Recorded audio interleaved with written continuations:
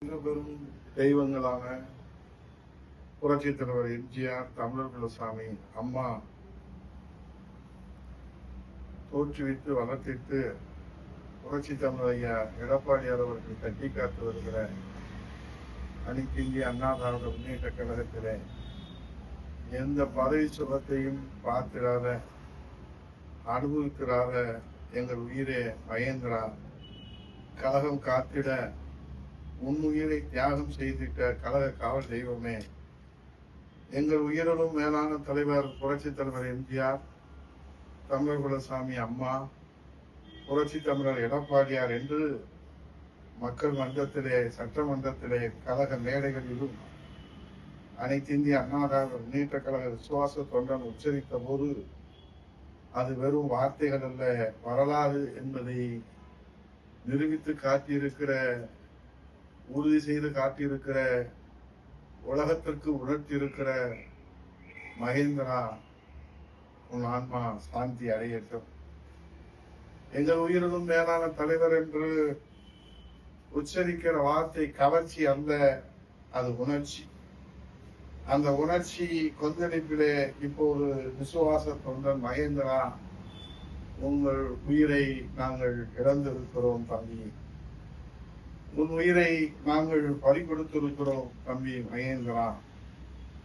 இனிமேலாவது ஆட்சி அதிகாரத்திலே இருக்கின்ற, ஆட்சி அதிகாரத்தை புதிதாக பார்க்கின்ற முதல்வர் அவர்களே, பதவியும் அதிகாரம் பணத்தையும் காட்டி அனைத்து இந்திய அண்ணா திராவிட முன்னேற்ற கழக விசுவாச உண்மை தொண்டர்களை விலை பேச முடியாது என்பதை இந்த உயிர் தியாகத்தின் மூலமாக நீங்கள் உணர்ந்து இருப்பீர்கள். இனிமேலாவது உண்மை தொண்டர்களை விலை பேசுவதை உங்கள் கைக்கூலிகளை வைத்துக் கொண்டு நீங்கள் நடத்தி வருகிற நாடகத்திற்கு இப்போது ஒரு உயிர் பலி போயிருக்கிறது.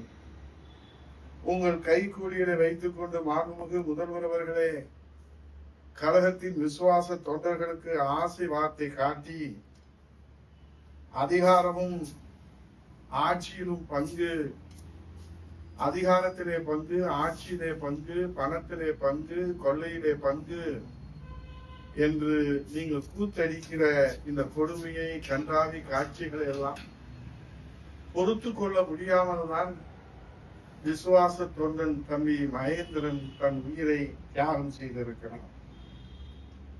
ஆட்சியும் அதிகாரமும் உங்களுக்கு எப்போதும் சொந்தமாக இருக்காது முதல்வர்களே.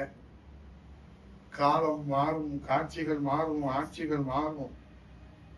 மகேந்திரன் போன்ற கோடிக்கணக்கான விசுவாச தொண்டர்களை கொண்டிருக்கிற புரட்சி தமிழரையா எடப்பாடியார் தலைமையிலே மீண்டு எழுகிற காலம் வெகு தொலைவிலே இல்லை.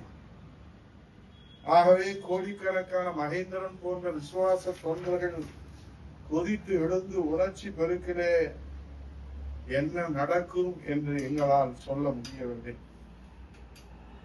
கழக தொண்டர்களின் உணர்ச்சியை இனியும் தூண்டி விடாதீர்கள். இப்போதாவது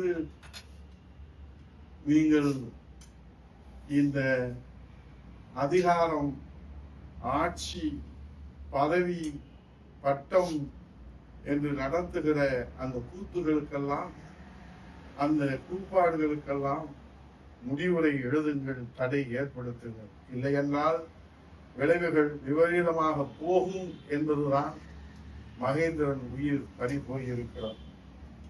அனைத்து இந்திய அண்ணா திராவிட முன்னேற்ற கழகம் சந்திக்காத வெற்றிகள் அல்ல, பார்க்கிறாத பின்னடைவுகளும் இல்லை.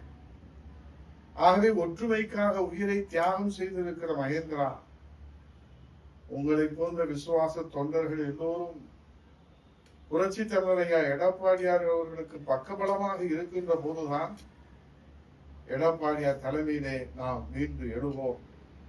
சந்தேகம் வேண்டாம், கவலையும் வேண்டாம், வருத்தமும் வேண்டாம். அங்கே சிரிப்பவர்கள் சிரிக்கட்டும், அது ஆணவ சிரிப்பு. அங்கே சிரிப்பவர்கள் சிரிக்கட்டும், அது ஆணவ சிரிப்பு. நல்ல தீர்ப்பை உலகம் சொல்லும் நாள் வரும்போது அங்கு சிரிப்பது யார், அழுவது யார் தெரியும். அப்போது அங்கே சிரிப்பவர்கள் சிரிக்கட்டும், அது ஆணவ சிரிப்பு.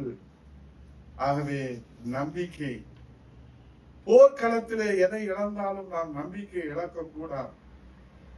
நம்பிக்கை, விடாமுயற்சி, உழைப்பு, விசுவாசம். மீண்டும் புரட்சி தமிழர் எடப்பாடியார் தலைமையிலே அம்மா ஆட்சி மலரும். அப்போது நீ இந்த மக்களுக்கு செய்ய வேண்டிய சேவை 1000 கோடிக்கணக்கான கடமைகள் உனக்கு இருக்கிறது. மகேந்திரா, உயிரை மாய்த்துக் கொள்வது தீர்ப்பல்ல, உயிரை மாய்த்துக் கொள்வது தீர்ப்பல்ல. உனக்கு கடமைகள் காத்து கொண்டிருக்கிறது. புரட்சி தமிழர் எடப்பாடியார் தலைமையிலே மக்கள் சேவையை மகேசின் சேவை என்று உனக்காக கதவுகள் திறக்கப்பட இருக்கிறதே. நீ விண்ணுலகம் சென்று விட்டாய மகேந்திரா, உன் ஆன்மா சாட்சி அடைய இறைவனை கோடிக்கணக்கான தொண்டர்கள் புரட்சி தமிழர் எடப்பாடியார் தலைமையிலே உன்னை நேரிலே அஞ்சலி செலுத்துவதற்காக வந்து கொண்டிருக்கிறார். உன் ஆன்மா இறைவன் காலடியிலே இளைப்பாகட்டும், ஆன்மா சாந்தி அடையட்டும்.